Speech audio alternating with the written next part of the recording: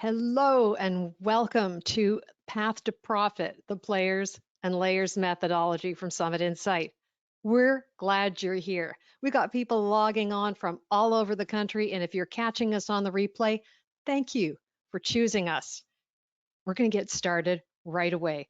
I'm with Heather Herbine, our moderator, and together we're going to build connection and have an extraordinary experience.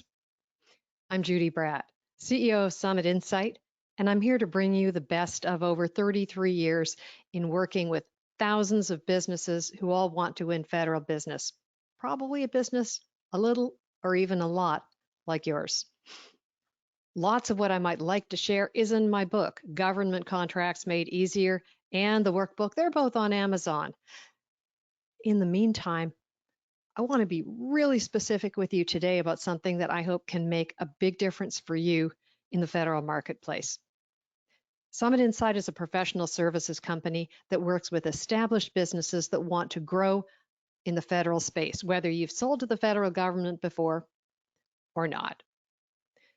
We believe that sales and marketing are acts of service, and that's why we bring you this webinar series today.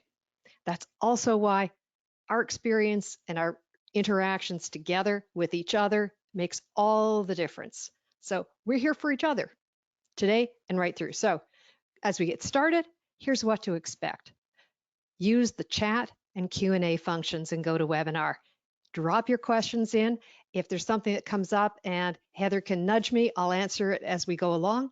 And there will also be time for questions and answers at the end of the session.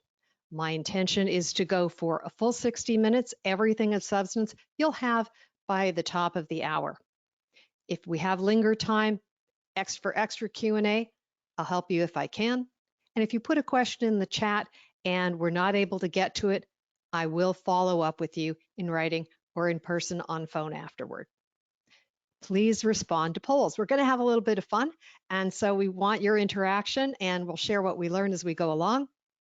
Raise a hand if you have a question, and be ready to unmute if you're in a quiet place and you want to chat with us live as we go along. You also have the chance to book a call with me or connect on LinkedIn. We'll share the links to do that. This webinar is recorded, and you will get a link to the recording. All right, so let's get to it. Get out your notebook. Get ready to take action, because at the end of the hour, I'm going to ask you, what one thing are you going to do? Are you going to commit to doing? And by when? As a result of being here. All right. Now, here's what we're going to cover. Why government contractors struggle. The essence of the winning approach in one of the most challenging markets in the world.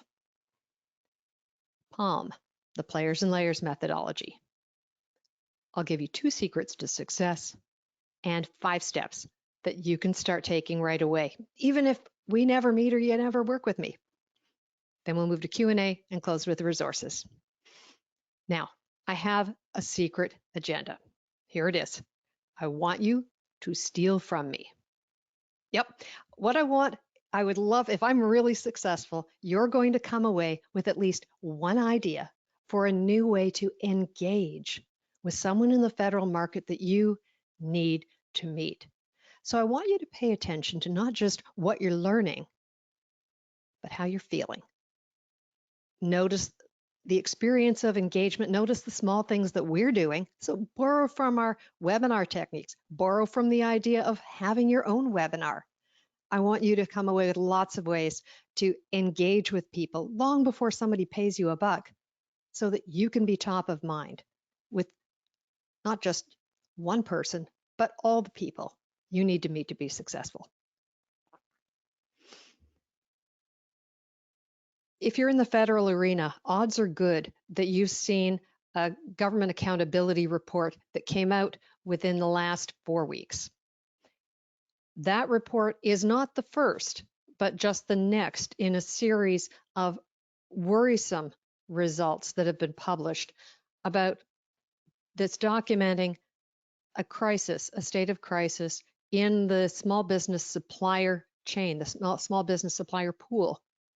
of vendors who are serving the federal government, who are providing the services and bringing in the products that federal buyers, federal agencies need to be successful. These numbers tell just part of the story because there's a very human story under all of this. 43% fewer small businesses received contract awards from the Defense Department in 2020 than in 2011. And that is following a year in which the federal government was buying a lot of supplies and services they didn't even expect to fight the pandemic. Despite all of that, the DoD supplier base declined from 42,723 in 2011 to 24,296 in 2020. 18,427 vendors left the market. If you're a business owner, you know how it feels to run and have responsibility for running a business. That's the thing that keeps us, you, and me too, up at the 4 a.m. thing. Whether you're a solopreneur or you have many employees and their families and federal buyers depending on you. Those vendors leaving the market tells a really heartrending story, and it doesn't have to be that way. That being said, out of crisis also comes opportunity. DoD awards in 2020 to small business increased for the 5th year in a row. And DoD obligated more to small business vendors in fiscal 2020, $80.5 billion than in any other year in the previous decade. Federal agency spend is also up. So what does this mean for you? Easy. If you, as a company in the federal arena, can stay in the market, your odds of winning business are greater than ever. What you can take home is being spread among fewer businesses right now. If you're new to the market, I want you to have better odds of being successful. So what is happening out there? I've seen the federal market grow from, say, in 1988, when I got to Washington, D.C.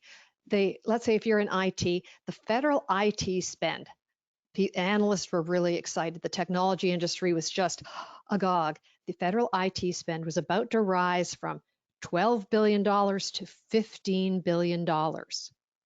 Right now, it's way over $75 billion a year. So it's grown hugely in the last 30 some odd years. With all of that expansion of spend, opportunity illusion is killing government contractors. We are awash in databases, in email services, in opportunities landing in our email boxes, lots of data dashboards. You would think it would be easier than ever to win a federal contract. You know, and I know, it's not. It's tough out there. And the symptom of what I call opportunity illusion is the thousands of business owners who are awash in all of this data and looking around and asking, what can I bid? Successful companies figure out there's a different question to ask. What CEOs of government contractors figure out way too late is this: government contracting is a relationship game. CEOs say that they aren't winning business by saying, there's nothing set aside for my company. There's no bids for what we do. They don't return my emails. Federal buyers can't talk to us. I go to all these events and nothing ever happens. Do these sound familiar to you? I'm really curious about what's happening here. So I'm going to launch a top challenges poll right now. And we're going to leave this open just for 60 seconds. So get ready to click in 5, 4, 3, 2, 1. What is your top challenge, the top challenge you're facing to grow your federal business? Is it to get in front of the right people sooner? Is it to write better proposals? Is it to, there we go. Can you see it, Heather? To team with the right primes, get on more contract vehicles, or something else. If the thing that you really need is not on this list, then put it in the chat, please. I'd love to see what exactly your big challenge is. right now. So we're going to leave this open for 60 seconds, and I'd love to see what exactly it is. And I will tell you what it is that I see time and again. So I'm curious about how your answers track with the kinds of things that thousands of business owners tell me every year. Nikki says we win IDIQs, but then can't get the government to issue task orders. Nikki, you are not alone. Who else? We're going to leave this open for another 15 seconds. We've got 67% of the vote out. Let's see what else is a concern, is your challenge. And we're going to close this in 5, 4, 3, 2, and 1. All right. And so here's what we're seeing. 75% of folks on this webinar say, my biggest challenge is to get in front of the right people sooner. 8% of you say, writing better proposals is my thing. 8% of you say I need to get on more contract vehicles. Nikki had said, hey, not contract vehicles, but I need to get task orders. Got it. So you're not alone. Here's the thing. No matter whether I offer people 17 choices or 4 or 5, the kinds of things that people struggle with boil down to this.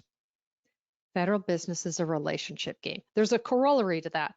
Federal business is also a team sport, which if your company is, if you're a solopreneur, you're doing one of the toughest things imaginable. And so being able to have at least 2 or 3 people in the company who are spending at least some, if not all of their time, landing the work, building the relationships, that's going to make all the difference. Great. Relationships. So often people will say to me, well, everybody in the federal government needs what I do. Where do I start? I'll always remember the conversation I had with Neil Wilson, an aquifer engineer in Florida, Navy veteran, and he was frustrated. He was scared after he said, look, I've been to Alabama and Georgia and Mississippi, and I've gone to all of these conferences, and they say people love service disabled veterans. They want to award lots of contracts to companies like mine. I've spent $65,000. That was my budget for the whole year. I got nothing. I got a goose egg. I said, all right, Neil, let's take a look for a second. I want you to sort out the business cards and look at the ones that are from people in your backyard, right close to you. You've got one VA medical center in Bay Pines. You've got the Jacksonville Naval Air Station. You've got Kennedy Space Flight Center. Let's concentrate there. Take all the rest of the business cards and put them in a little pile. And do the pile of business cards you get ever kind of talk to you in the middle of the night? I know mine do. And to pat them on the head and say, I'll get back to you. And concentrate your efforts and your outreach on the ones that are in your neighborhood. That was the first step and made all the difference months later to not only Neil's first win, but his next one and his one after that. But without making that choice, it's really easy to feel overwhelmed. So real quick, if you feel overwhelmed more often than you'd like to in the federal market, write me in the chat. Real quick, where are my me in the chat? Do you feel overwhelmed when you're faced with the federal market? Me, says Stephen. Uh-huh. Mm-hmm. Yep. I see it. That's absolutely normal. The solution to opportunity illusion is this. If you've ever sat in an optometrist's office and they put this big thing in front of you and they flip the lens, they go better A or B, flip better A or B, flip better. I can see. That is experience you get in the federal market when you stop asking, what can I bid? And start looking at who's my buyer and how can I get in front of them a whole lot sooner. Easier said than done. sometimes. So what exactly is it that is making this so difficult? Why exactly what are the reasons why we don't make the calls to build the relationships we need to be successful? I had been presenting to the Association of Procurement Technical Assistance Centers, and I went out and did research among hundreds of counselors who see thousands of business owners across the country all year long. And I asked them, and I analyzed the responses, and there were dozens and dozens of things that they told me, and I batched them all up and sorted them out. Now, if I had to sum up the real reasons, it was an interpretation table. It was a lot of fun, which I'll spare you because one of my rules is that nobody puts 6-point type on a slide. But when I boiled it all down and we sorted out the common themes among the responses, here's what came out of it. Real reasons why thousands of experts are seeing behind what companies are telling them about why they don't make calls. We don't know who to talk to. We don't know what to say. We feel like we're failing every time we call. This feels awful. We feel discouraged and overwhelmed. I love this. I've been caught in this one. We're subject matter experts. We don't sell. Okay, now I know that there's a chorus of you in the background going, in our company, everybody sells. Hey, good for you. At the bottom of it, at the bottom of all of this is fear of rejection. And I say this even to those of you, and there are a very few special people who they love sales. There is nothing they like better than waking up in the morning and having a long list of people they need to be calling right now.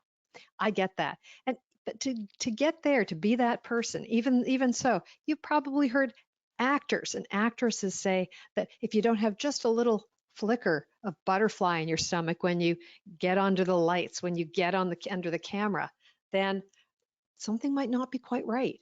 And I get that. I will not tell you about my 4 in the morning when I was prepping for spending this time with you. And so how do we address all of that? Okay.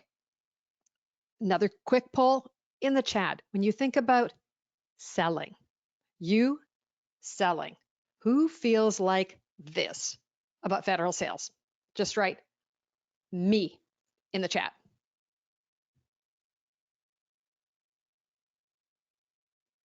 Who feels like this about selling to people? Me, says Brian. Me, says Sue.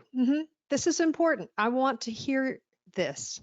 I want to know what's happening for you. Who feels like that about sales?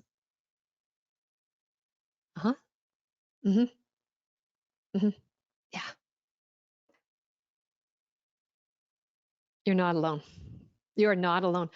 I get that kind of somewhere between I've got other things to do. I'm really busy. I'm not afraid to sell, but I'm real busy.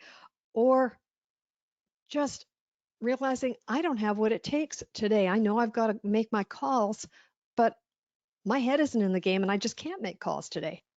I love the conversation I had, and I will always remember it, with Mike Osredker, who had been sent out from the Midwest representing his company offering consulting services in human capital. And he'd been going to networking events and showing up at this particular one I was the MC for week after week. And finally sat down with me after coffee. And he said, Judy, he said to me, selling to the federal government is like swimming in the ocean with no mileposts. I went, ooh, how can we make that better? When we sorted through the struggles that people have with winning federal contracts, 35% of the reasons why people were having a hard time in the federal market were because either the company was not ready to do business with the federal government yet, or the services or products they offered just weren't a fit for things that a federal buyer needs. And federal buyers do buy just about everything. But 65% of the reasons people listed for not making calls, the reasons they listed for struggling, all boiled down to and could be solved by addressing, in some way or another, a lack of sales skills. And a lot of people get really squeaked out about sales. Another day, I will tell you that I ran from everything to do with sales for over 25 years. And failure to understand what sales was about and to master it cost me easily $1 million in foregone opportunity. I don't even want to think about what I could have done with an extra $1 million in my life. I want to bring you a whole lot more than that. So, what if one thing could solve over half of the struggles that your company may be having with federal sales? That's what I'm here to bring you right now. All right, so real quick, another question for the chat. In business terms, what is a lead? Best answer, real quick, top of mind. What's a lead? I'm going to share some answers. So let's just see it in the Q&A or chat. What's a lead? What's a lead to you?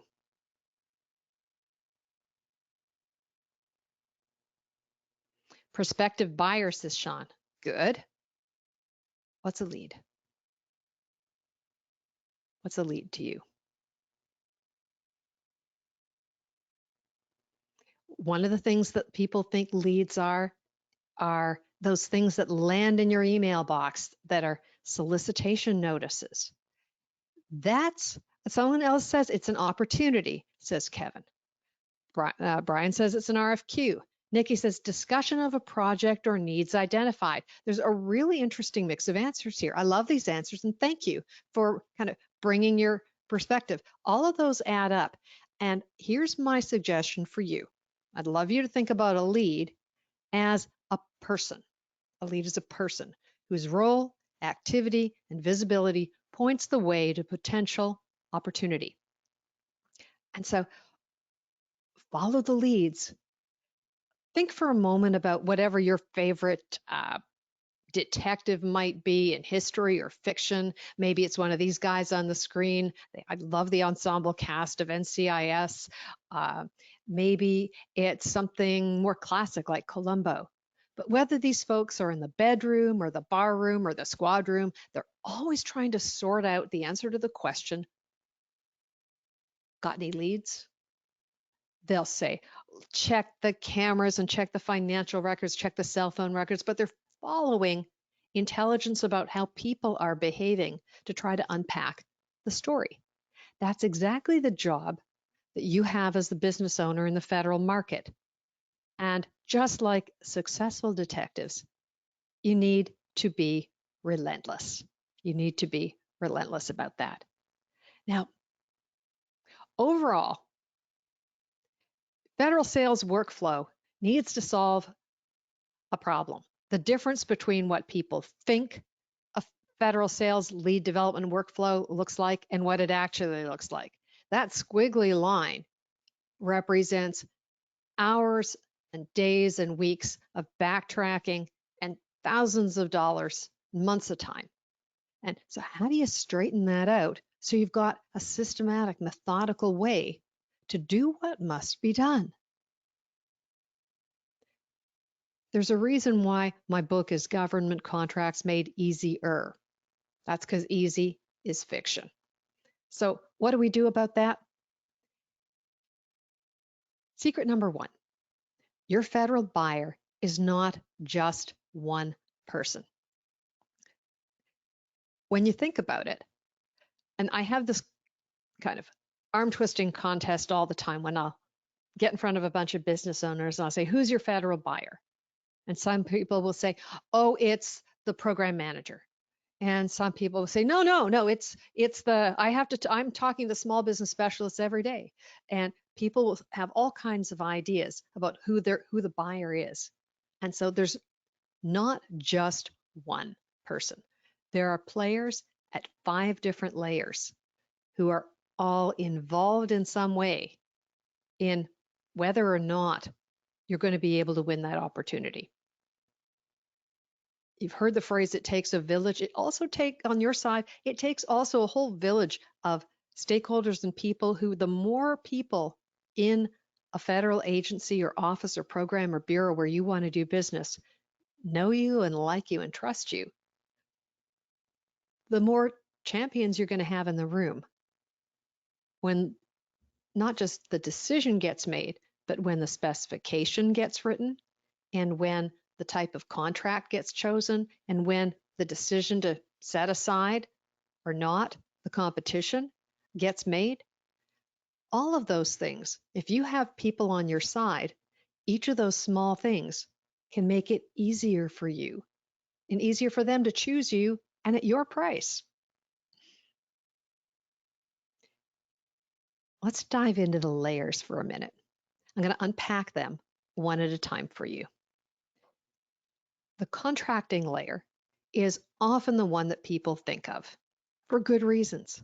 Your contracting officer has a power that the President of the United States does not have, the legal authority to bind your company to these United States in a contract to offer your products or your services or your expertise under specific terms and conditions.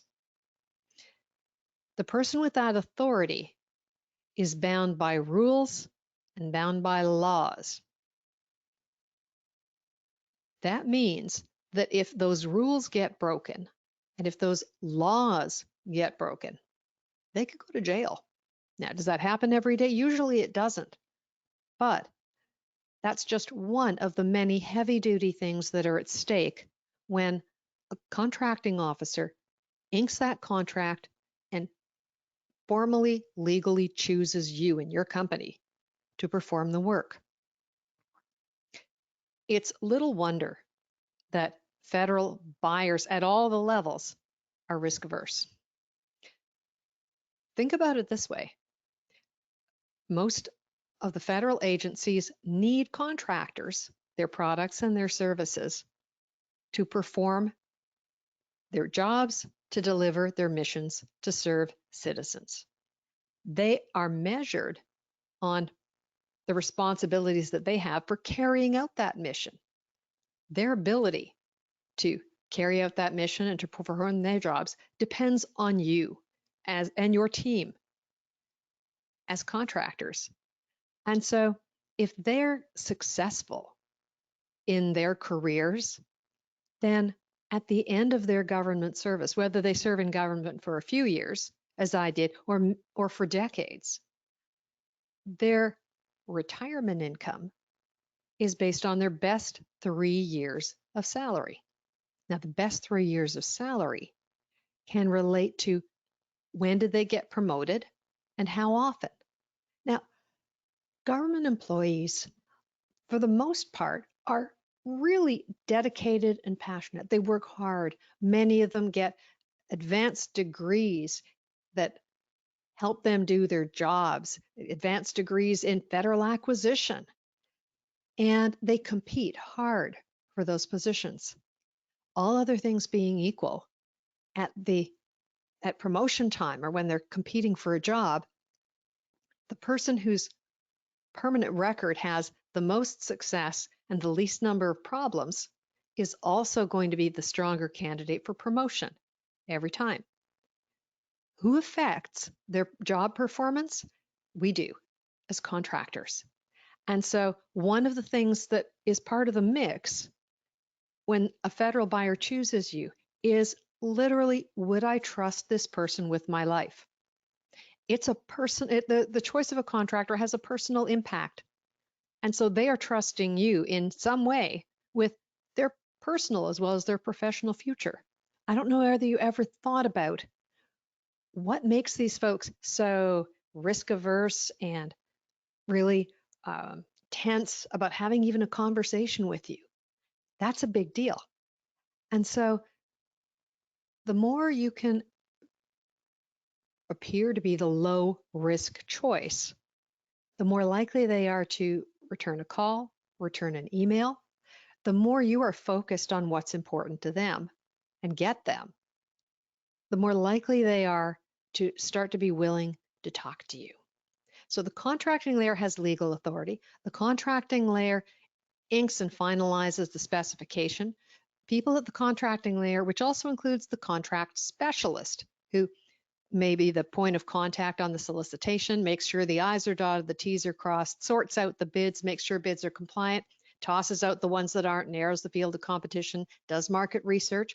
Contract specialists may do all of those things, but doesn't have the legal authority to award the contract. And so you can expect the two of them will be working together.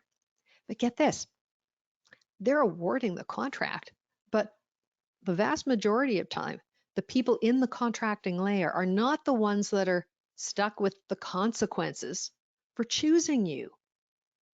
Oh, so the person you're thinking of is the buyer. When you're the buyer, you're buying the display or you're buying the furniture, you're making the purchase and it's your money and you're buying the thing for you, right? Contracting, they're supporting another layer. All right, so let's look at that for a minute. Next layer is that you want to think about. We'll fit all of these together at the end. Small business specialist. I'm sure you are aware that the federal government has goals to award currently 23% of their contract dollars to companies that meet the legal definition in Federal Acquisition Regulation Part 19 of small. Small business specialists, there are thousands of them. They are in every federal department and agency, and they have inward-facing and outward-facing responsibilities. Each federal department or agency negotiates specific goals with the Small Business Administration. And so while the overall federal government has a goal to award 23% of contract dollars to small business, and within that to award 5% of the contract dollars to women-owned businesses, and 3% to HubZone, and 3% to service disabled veteran-owned small business, and 5% to 8A. Veterans Affairs has a much higher goal, for example, to award contracts to service disabled veteran-owned small businesses. And so small business specialist has the inward-facing responsibility to answer the question every single time an acquisition comes up for competition. Hey, were there 2 or more small businesses capable of doing this work at a fair and reasonable price? Small business specialist also has the outward-facing responsibilities to answer the questions of vendors and to help us navigate.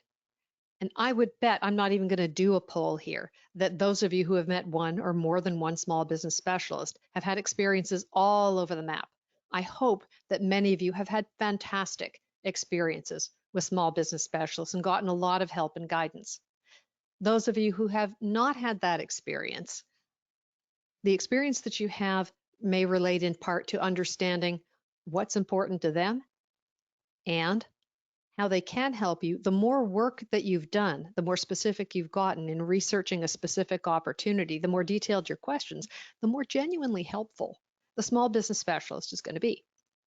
Thing is, the small business specialist needs to show that they have made the best efforts possible to do business with small business. They document that by recording your phone calls, by counting the number of capability statements they've gotten, the number of meetings they've had with you, the number of people who come to matchmaking. Small business specialists are often the people who are speaking at events and conferences and webinars. They're not the ones who are awarding the contract. Really important. And sooner or later, you've probably figured this out. Small business specialists can be helpful. They can answer questions. They are certainly involved in the conversation and the negotiation for whether or not an opportunity could be set aside or reserved for a company like yours. But they're not making the buying decision. Small business specialist is part of the mix, but they're not your buyer. End user. This is one of the most overlooked layers in all of the federal contracting arena. Your end users can be you think about the job titles. I'm curious. I want you to drop into the chat the job title of somebody that you work with, that you serve in the federal arena. maybe it's program manager, maybe it's help desk supervisor, maybe it's clinical specialist. I'm curious about job descriptions for people who are actually using your products, who are relying on your expertise. What are some examples of job titles for your end users? The job titles are a really important clue to how to find the people that you need to be in front of. I'm going to give you a clue here. If you know the job titles, then over 2 million government employees are on LinkedIn. LinkedIn, LinkedIn, LinkedIn. You have the ability to go onto LinkedIn, search for people who have any number of job titles in a federal agency where you want to do business. Government employees are encouraged by and large to have relationships with industry. And so the things you can find out about the individual federal humans who need what you do, who are eager to hear about what's going on in the real world, who might want to talk with you. LinkedIn is a fabulous place that could supplement or even simply take the place of an employee directory that your federal agency might or might not have. So job titles people talk about: an engineer, program managers, scientists, contracting officers, representative, all great titles. And so being able to consider, brainstorm, what are all the titles of the people who influence, who define the specification of what is really needed and when it's needed and how much of it is needed. End users are a valuable source of intelligence so that when you're trying to figure out what to offer or how much or when, or develop a service or even try something small to solve a problem, your end user layer is a really valuable place to build relationships. The more lead time you have, the better. I want to encourage you to shift your thinking from what's in sam.gov and what can I bid now, and even earlier than what's in the forecast, and consider looking at past federal contract data and looking at the people who are doing the jobs now that are going to need what you do, and soon, and chat with them, build relationships with them. What would happen if you could get in front of them before they define a requirement that has your competitor in mind? Doesn't that change the whole game? It can. That end user layer is a rich and powerful source of intelligence and of influence. Next is the stakeholder layer.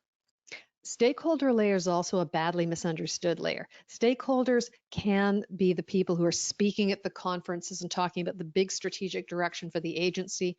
They are certainly the ones who are signing off on the strategic plan for your target agency. Did you know every single one of your federal agencies not only has a strategic plan, it's almost always a 3 to 5 year long plan, and 90% of the time, it is out there on the web for free. Better yet, your federal buyer expects that you have read this thing before you go calling on them. It not only is going to tell you about the priorities that the stakeholder has set. The stakeholder is defining what's important, defining the mission. That strategic plan is also going to give you the breakdown and the organization of how the agency is put together and delivers its mission, but specific terms and program names as well as leadership names that help you navigate and figure out who are all the people I need to know. The stakeholder is the one who's going to be on the front page of the Washington Post or the New York Times if that agency fails to deliver its mission. The stakeholder is the place where the buck stops. The stakeholder is not in the room when the contract is awarded. They're not the one who's choosing you. They might be the one who's speaking at the event. I want you to think of them, if you meet them, like they're a visionary, like you, like they're a leader in their organization, like you're the leader in your company. And so if you have worked with folks in their organization, let them know what a great job their people are doing. Don't make things up if you don't know the people in their organization. But otherwise, you're going to keep that conversation light. And they will probably be delighted to talk to you if you're not trying to have them award a contract to you and get a piece of them. Okay, so stakeholders have a lot of influence, and it's important for you to know in conversation what are the names that your people are dropping? Who are they? Where do they fit? Why are they significant? So, understanding who your stakeholder is so you can recognize them and know what to say if you have the opportunity to be in front of them, but also realize you do not want to beg them to award you a contract or to introduce you to somebody else. That's sort of like, imagine, you know how it feels when somebody sets you up on a date with somebody else and you really weren't asking for help. When somebody, a senior official, marches you down the hall and plops you in front of the program manager and says, you got to meet with Sarah. Oh, good. Okay. And both the person who's been handed you off is just going to be polite with you. And that's really something you should have been trying to make a connection with from the bottom up. Okay. Stakeholder layer. Next layer, industry. You have competition, but rather than thinking about industry colleagues in black and white terms, gee, they're either the incumbent and I got to get rid of them, or there's me. First of all, remember that in addition to an incumbent, you also have would-be incumbents. And I want to encourage you to think about the whole industrial layer as competitive mates. It is rare for someone to be an arch enemy and your competitive space to be set up so that it's binary. I win or you win or I lose. One of those two things will happen permanently. So often you're going to be teaming on one thing, competing on something else. The federal acquisition regulations not only encourage active competition, but contracting officers are also encouraged even on simplified acquisitions where they have a lot of leeway to make awards without a lot of elaborate competitive activity. Even on micro purchases, they're encouraged to share the work around. And so your network of good teaming partners, your network and knowledge of colleagues in the competitive space is an asset for so many reasons. In some agencies, the structure of the contracts is such, say Department of Energy is like this, and NASA, where much of the money, the prime contracts are awarded through very large contracts. And if you're a smaller business, you're probably going to have to team with the big guys, and that is a really elaborate dance. Being able to understand how to woo that prime in a way that brings opportunity to them and brings relationships will change forever and eliminate that prime contractor polka where they ask you to register on their portal. You register on the portal. They say, please come to our matchmaking thing. You come to the matchmaking thing and crickets. You short circuit that. Imagine a conversation that starts, hey, we've just been to the Federal Law Enforcement Training Center in Glencoe, Georgia. They say they're going to die if they don't have our stuff. Want to talk? Game changing. And so being able to know who's at the industry layer, learn about them and bring opportunity changes everything. And so with that, that's players at 5 different layers, every place you want to be successful. As you can imagine, there's often more than one person in those layers. Now, if you take a step back and go, wow, I think my brain is about to break. This happens to me all the time. Now, players and layers at a glance. Here's your snapshot. Take your screenshot. All right, here's your picture of players at all the layers. Now, there's flow diagrams I would love to share with you another time. You'll find them in my book, as a matter of fact. But if you're looking at all of this and starting to think, wait a second, I'm curious. I'm going to run a quick poll. I'd love to know which of these layers you find it hardest to meet. Who would you like to meet more of and sooner? All right, so who would you like to meet more of if at this layer? Let's say I have my magical contracting wand and you could be in front of one of these people tomorrow. Who would you want to meet more of, more often, more easily? You struggle to have conversation with, but you really want to meet more of these folks. Who do you want to meet? We're going to just keep this poll open for just for 30 seconds. And I'm going to count down. So vote now, vote early and often. Well, just actually vote early. You can only vote once. All right. So let's go. Let's go. Who do you want to meet more of? Who do you want to meet more of? And I'm going to share this. So we're going to close this poll in 10, 9, 8, 7, 6. 64% of the vote is in. Come on, 5, 4, 4.5, 4 3/4. And we're going to close the poll and we're going to share. All right. So 29% of you want to meet more contracting folks. 14% of you want to meet more small business specialists. 7% of you would like to get in front of some more stakeholders. 50% of you want to get in front of end users. Boy, the primes, you don't have a lot of time today for them at all. How interesting. All right. I hope that might have changed a little, shifted over the last few minutes. So what do these people want to hear from you about? Well, that is where the fun starts. But the good news is I have resources for you. So hang around when we talk about resources because I have things for you that are going to make that a whole lot easier. If you're looking at this and going, that's a whole lot of work. Well, what exactly, how much fun do you have? Maybe you're one of these people who loves to write proposals. I know I'm not. And so you're going to spend time and you're going to spend money. All you get to choose is the mix. One more time. You're going to spend time and you're going to spend money. All you get to choose is the mix. And so would you rather be spending time writing novels for strangers and pumping out proposals, all of that time and money and effort, or repurposing some or a great deal of that time, getting in front of the right people a whole lot sooner, being able to know when's a good time to bid, when is not, choosing a few agencies, getting in front of the right people, and making solid choices. Doesn't that sound better? I hope so. If you're thinking, well, all right, where do I start? What do I say? How do I know I'm getting anywhere? And how do I keep going? So here's the deal. We've got an approach that can help, is the thing. So the players and layers methodology from Summit Insight is a way that is literally designed to put government business in the palm of your hand. It's a simple way, a methodical approach that makes it easier to have the conversation with the right person about the right thing at the right time.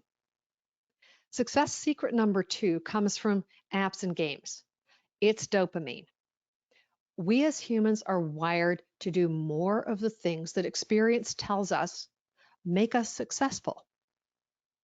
We like to win, and so do our federal buyers.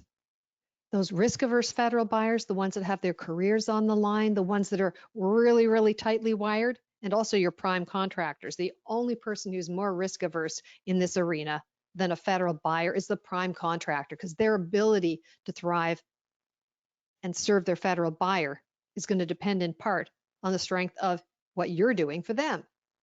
One more layer of risk to manage. Your ability to connect over and over again, to get people to return your call, to want to talk to you, to consider working with you, can be significantly influenced by even the smallest experiences that someone has when they're in contact with you. Did you do what you say you're going to do? Did you do it every time? Are you connecting with enthusiasm and in a timely fashion? Are you giving them what they need?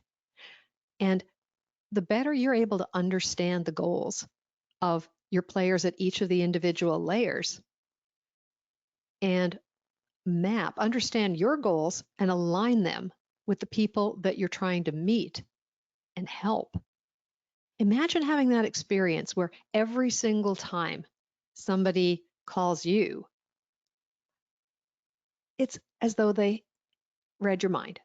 They know exactly what you need. They know that this time of the year you're going to need this particular thing. Maybe they were following your social, or maybe they were at another event when they heard about things happening in your industry. They brought you the things that you needed. You want to be able to give that experience to your federal buyer as well. What would it take so that every single touch, every single conversation that you had with each of your players at all of the layers represented a win? So I want you to think for a minute about a really fabulous achievement you had in your life. Right, drop it in the chat. Think about just whether it's in high school or in college or in your professional career.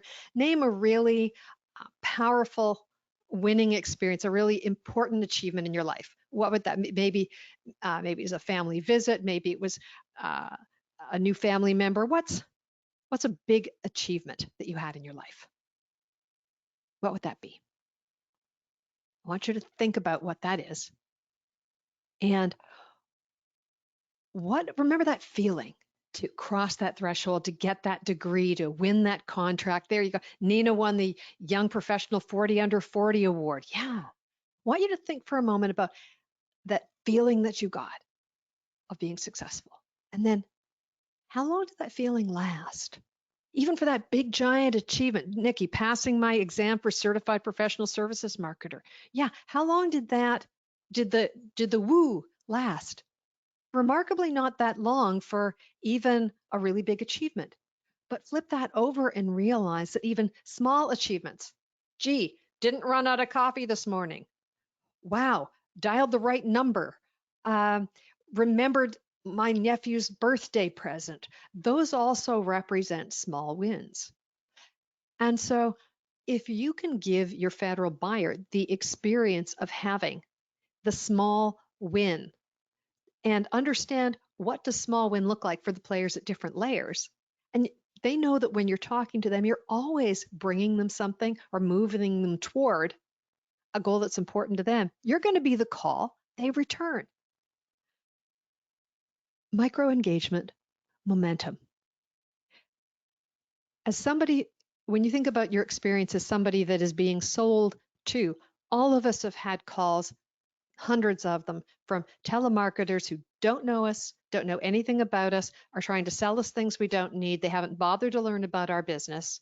And somebody's just paying someone to smile and dial, and they expect that 80 or 90% of those calls aren't going to be to the right person, but they're just paying someone to dial to get that 20%, that 10 or 20% that are. Flip that over. What does it feel like when somebody is in touch with you and they leave a message and they've researched your company? They know what you do. They know where your contract awards are. They have some idea who you've teamed with. They know about something that could make a difference for you and your company. Wow, that's different. That is at least a conversation. If somebody's taken all that time to learn about you, then your interest in maybe talking to them is more than a little greater than deleting the last smile and dial. So flip that experience over and imagine what it's like to be a federal human. Has lots and lots of phone calls, but the one that is really specific and shows knowledge about what they do and is talking about something they need or a way they can help, and is a message left with enthusiasm. I want you to think about voicemail completely differently. Those of you who really, really hate leaving voicemails, I want you to think about voicemail as 30 seconds of someone's undivided attention. Your voice is literally in their brain. How intimate is that? How can you make those 30 seconds unforgettable? Just with energy, just with having the smile on your face, they can hear it in your voice. That's very real. To have something thoughtful and a message to leave, you're going to do a little preparation, but instead of fearing that you're going to be a pest, after the third or fourth well-researched, thoughtful voicemail, they're really going to want to talk to you. Gee, if your voicemail is that good, I wonder what it's like to talk to Nina. How cool would that be? So how can you turn every conversation into those tiny wins? This is the principle that we practice in all of our programs and we teach called micro engagement momentum. Players and layers methodology, you've got 5 steps. Choose your target agency. Define broad opportunity to serve in a specific office in that agency. Discover, research, and unpack your players at all 5 layers. Match each person's goal with one of yours. It's nice to do things that are good for them, but it's also got to be taking you someplace you need to go, and take consistent action to create constant mutual wins for you and for them. There's a whole lot of things under that last one, I will tell you, and that's where all the work is that I do when I'm working with my clients. But these 5 steps are the things you're going to need to do if you want to smash opportunity illusion and really start to bring home the wins that you deserve this year. So the players and layers methodology, why would you do it? I love that question, and I am reminded of Simon Sinek's advice, start with why. The players and layers methodology is powerful because it lets you create winnable opportunities, improve your bid no bid decisions, lower your proposal costs, increase your win rates, increase revenue and profit, increase recompete success, increase employee retention. If your employees are able to generate more wins, they're going to feel successful. They're going to stick around. We all know that good team members are hard to find.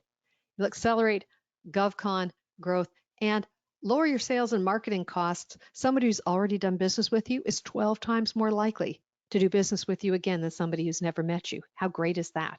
All of this is why the players and layers methodology has brought my clients over $200 million in wins and can work for you. So we covered a lot. We covered why GovCons struggle, where it is opportunity illusion comes from, and flip, how to change that for you by stopping to ask, what can I bid?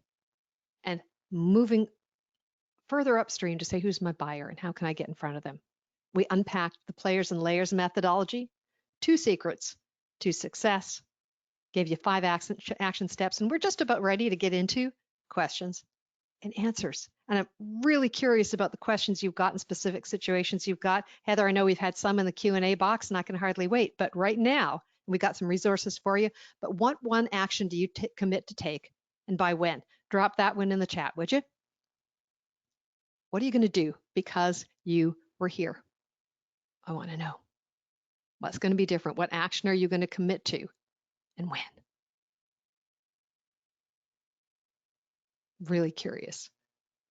And I want to go back to what I encouraged you to do at the very beginning of this session. Steal from me. I want you to notice, because I want you to notice the experience that you had here. And when you look at what we did and how we did it, when you think about what are you going to do next, also think about what are the techniques that you've seen, that you've participated in, are things that you could use to better connect with a federal buyer yourself. So, and please remember, watch for a follow-up email. You're going to get bonus links and recording, and we're going to get to your resources in just a second. I really love to see these great things that folks are going to do. Someone says, I've called small business offices to look for opportunities, and I find the individual doesn't understand what I do. Really interesting. Small business offices are not your buyers. And so researching that industry, that agency and its mission, and starting with end users may be more helpful. There's 2 or 3 steps, and I hope you're working with your Procurement Technical Assistance Center if you're newer in the federal market. And so that may also be valuable to you. And so other questions, real quick. Brian's going to research who may be interested in what I do. Great. What else are you going to do as a result of having been here? I hope you've gotten some good ideas, usable thoughts on connecting better with your players at all 5 layers. It may sound simple. The people who appreciate this the most are often companies who have been in the federal market for decades and hadn't realized they'd been overlooking players at a couple of layers. One of my clients had just finished working with me for 6 months. And they said, hey, the 8 weeks you spent with us up front, that was great, but the practice we got in the 6 months afterwards really gave us a flow that's working well for us, and we've lined up almost $1 million worth of work that we're really confident is coming home within the next 4 weeks. How cool is that? People will forget what you did.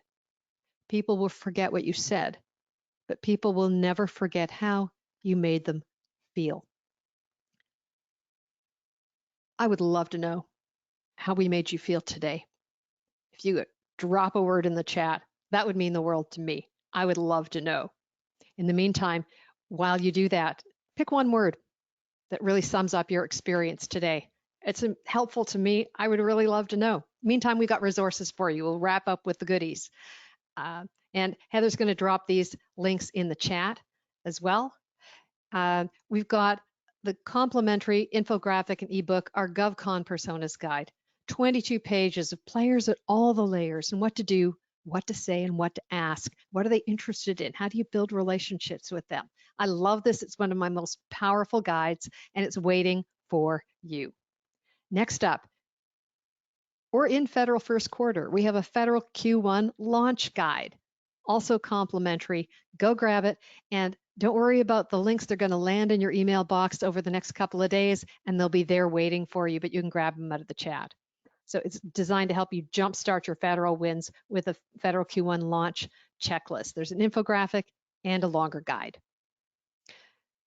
If your company has been in business for at least 2 years, you've got upward of $2.5 million in revenue, or you're in the commercial market and you've never done federal business before, you've got at least 3 people in the company dedicated to federal sales and business, we might be a fit to work together. The Federal Business Intensive lets you create and launch a custom federal sales plan so that in 8 weeks or less, you have a solid relationship pipeline into at least 3 places where you're confident you can win work.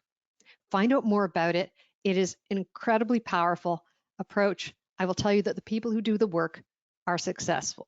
Now, this does not happen to everyone, but one of my clients who worked with me and did this program a year ago, within 4 months of finishing this program, they had never won a federal contract before. They were all commercial. They won their first federal contract for $46.8 million with the Marine Corps.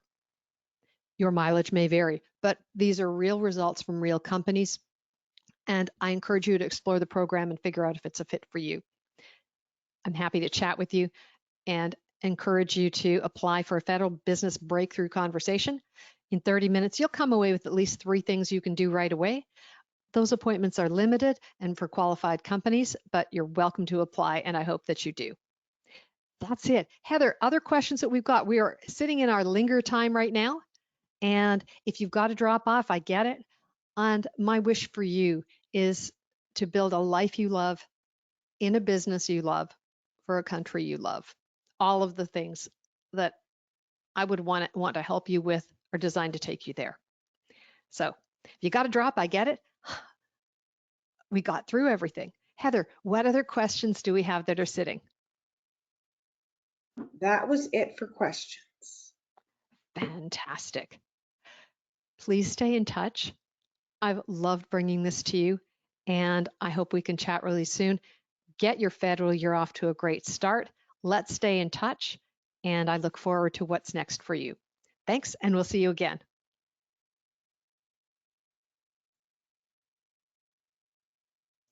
That was easy.